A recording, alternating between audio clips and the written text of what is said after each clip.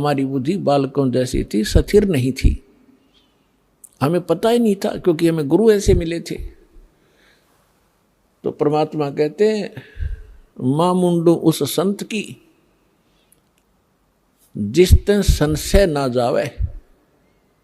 कहते इसे संत ने छोड़ दे तुरंत, जो शंका निवारण नहीं कर सकता सारी। तो आज तक हम जितने भी सत्संग सुना करते थे या ग्रंथ पढ़ा कर यानी अनुभव पढ़ा करते थे लोग संतों के, उनसे संशय समाप्त नहीं होता था, लेकिन हम श्रद्धालु होने के नाते उनको पढ़ते ही रहते थे। तो परमात्मा का एक विधान है, परमात्मा उसी विधान अनुसार अपने सब कार्य करते हैं।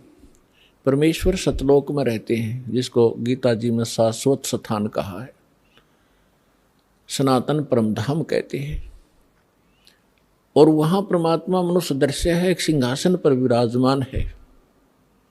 एक बहुत बड़ा गुम्बद है परमात्मा के ऊपर, बहुत बड़ा एक मंदिर नुमा आकार का, उसके सेंटर में परमात्मा का सिंहासन है।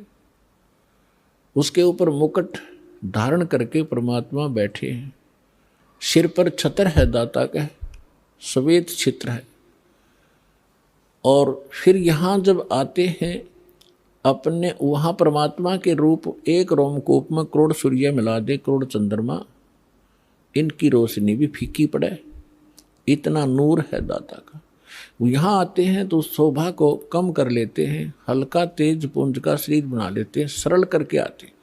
यदि वो इसी रूप में यहाँ आ जाए तो हमारी चरम दृष्टि देख नहीं सकती, जैसे उल्लू सूर्य को नहीं देख सकता। इसलिए परमात्मा एक अपने तेज पुंज का हल्का शरीर बनाकर आते हैं। और वो मनुष्य दर्श तो है ही हैं, अपने एज इट इज रूप में हमसे मिलते हैं, बातें करते हैं, लेकिन हमारे को ज्ञान गलत प्राप्त होता है, परमात्मा की डेफिनेशन गलत होती है, हमारे हमने ग्रहण कर रखी होती है। इसलिए हम भगवान को निराकार मानते रहते हैं और साधु उनको संत मान करके ही हम उनको फ्री कर देते थे। तो धर्मदास जी को सतगुरु मिले।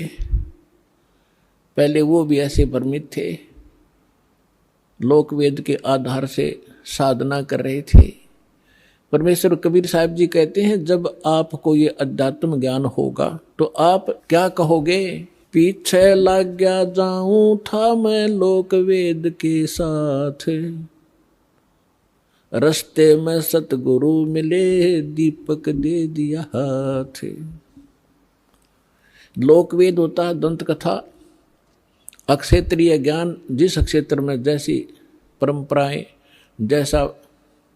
जैसी साधना होती है उसको लोक वेद कहते हैं। वो सबके मुंह पर चढ़ा हुआ होता है कि ये भगवान है, ये भगवान है।